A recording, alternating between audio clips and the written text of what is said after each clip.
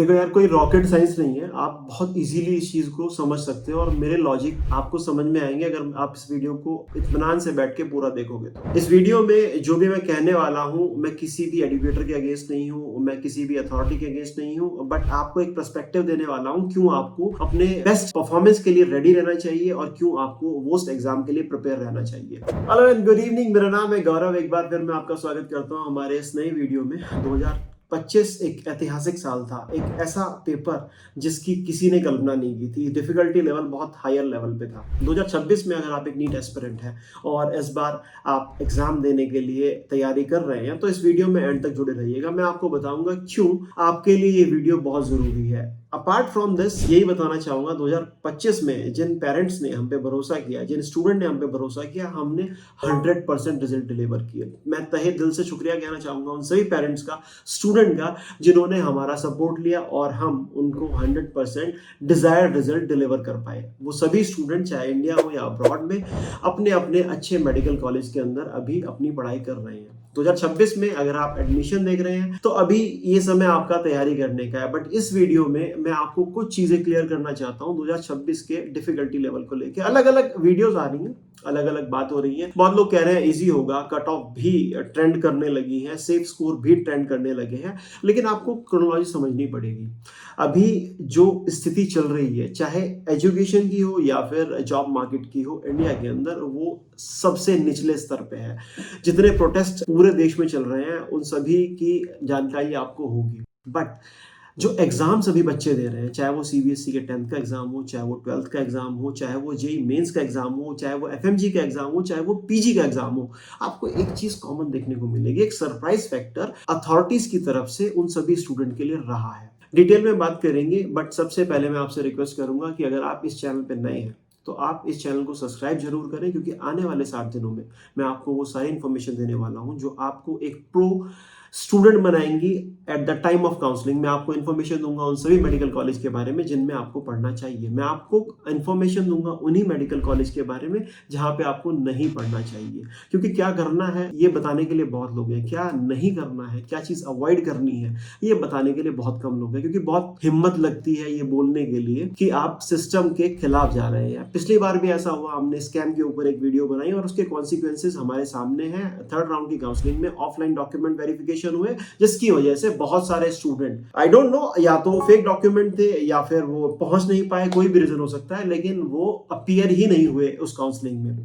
तो ये एक बहुत ही इंपॉर्टेंट इनिशिएटिव है। अगर आप हमें सपोर्ट करेंगे, हमें और ताकत मिलती है, हिम्मत मिलती है इन सब चीजों के खिलाफ बोलने के लिए। देखो यार, कोई रॉकेट साइंस नहीं है। आप बहुत इजीली इस चीज को समझ सकते हो और मेरे लॉजिक आपको समझ में आएंगे अगर आप इस वीडियो को इत्मीनान से बैठ के पूरा देखोगे तो। इस वीडियो में जो भी मैं कहने वाला हूँ, मैं किसी भी एडुकेटर के अगेंस्ट नहीं हूँ, मैं किसी भी अथॉरिटी के अगेंस्ट नहीं हूँ, बट आपको एक पर्सपेक्टिव देने वाला हूँ क्यों आपको अपने बेस्ट परफॉर्मेंस के लिए रेडी रहना चाहिए और क्यों आपको वर्स्ट एग्जाम के लिए प्रिपेयर रहना चाहिए। अगर आप पूरी क्रोनोलॉजी समझेंगे, 2024 में जो हुआ उसके कॉन्सिक्वेंसेस हैं जो अभी हमें देखने को मिल रहे हैं। 2024 में एक ऐसा पेपर आया जिसमें 67 स्टूडेंट्स ने 720 आउट ऑफ 720 स्कोर किया। डिस्क्रिपेंसीज थी बहुत सारी, पेपर आउट की खबर थी, इसके अलावा बहुत सारी ऐसी चीजें थी, बोनस मार्किंग थी और बहुत सारी ऐसी प्रॉब्लम्स थी जिनकी वजह से स्टूडेंट्स, एडुकेटर सब कोर्ट गए और कोर्ट में जाके फैसला ये आया कि 23 लाख बच्चों के भविष्य के साथ हम कॉम्प्रोमाइज नहीं कर सकते और जो बोनस मार्क्स हैं उनमें कुछ संशोधन हुआ। उसके बाद 42 बच्चे टॉपर हो गए,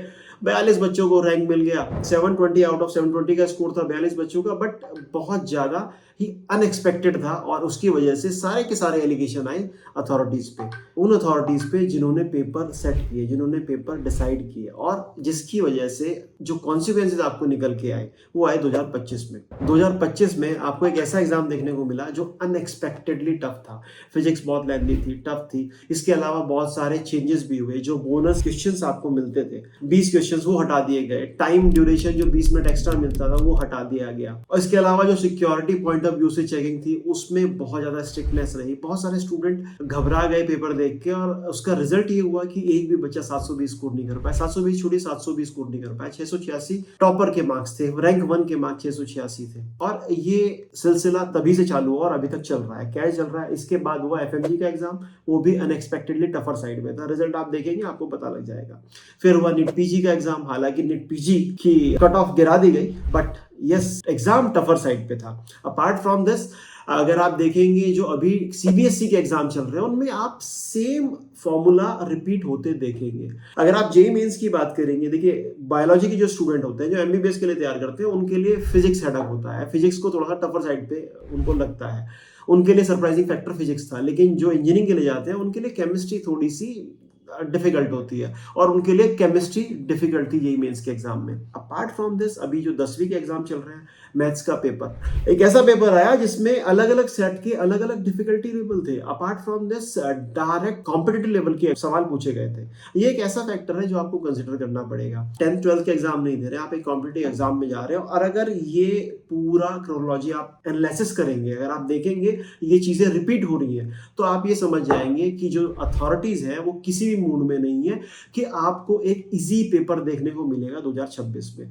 तो चाहे कोई फैकल्टी बोले कि मैं जो कह रहा हूं वही आएगा, चाहे बोले कि मेरे से ज्यादा सोच नहीं सकती एनटीए, या फिर कुछ भी। देखिए मैं पर्सनली किसी फैकल्टी के खिलाफ नहीं हूं, they are doing their job, I am doing mine. But the point is, अगर आप डिस्ट्रैक्ट होंगे, अगर आप ये सोच रहे हैं कि एक इजी पेपर मिलेगा, तो अगेन अभी भी वक्त है, आपको अपने बेस्ट परफॉर्मेंस की तरफ ध्यान देना है और मोस्ट पेपर के लिए तैयार रहना है। 2026 अगेन एक शॉकिंग फैक्टर आपको देखने को मिलेगा। हो सकता है केमिस्ट्री के रूप में, हो सकता है दोबारा फिजिक्स अनएक्सपेक्टेड टफ आए, बट ये चीज जरूर है कि 2024 या उससे पहले वाले पेपर अब रिपीट नहीं होंगे। 2025 के आसपास ही डिफिकल्टी लेवल रहेगा।